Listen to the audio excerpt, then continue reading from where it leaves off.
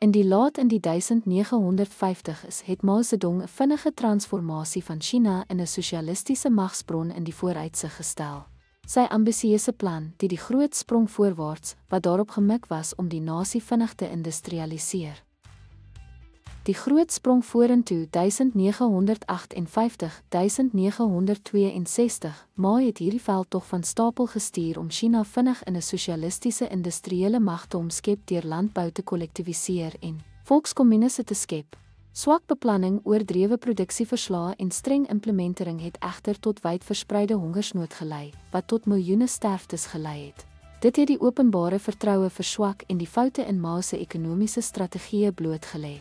Val van Sino-Sowjet betrekkinge. Aanvanklik het China en die Sowjetunie as kommunistiese bondgenote saamgewerk, maar spanning het in die laat 1950s en vroeë 1960s toegeneem. Meningsverskille oor ideologie, leierskap in die kommunistiese wêreld en die Sowjet-onwilligheid om gevorderde kerntegnologie te deel, het bande gespanne gemaak.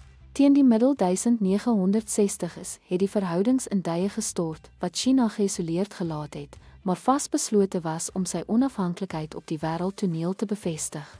Die kulturele revolusie 1966-1976 in 'n poging om sy gesag na terugslae te herbevestig, het Mao die kulturele revolusie van stapel gestuur om bourgeoise invloede uit te skakel en kommunistiese ideologie te bewaar. Miljoene studente, bekend as die Rooi Garde, het intellektuele, amptenare en kulturele simbole geteken. Terwyl dit Mao se beheer herleef het, het die beweging sosiale chaos, wydverspreide vervolging en langdurige skade aan China se onderwys en kulturele erfenis veroorsaak. Ten slotte het Mao se bewind China se rol tydens die Koue Oorlog gedefinieer met beleide soos die groot sprong vorentoe en die kulturele revolusie wat diep letsels op die samelewing gelaat het.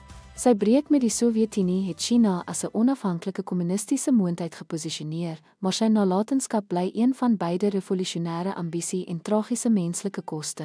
Dankie dat u by ons aangesluit het.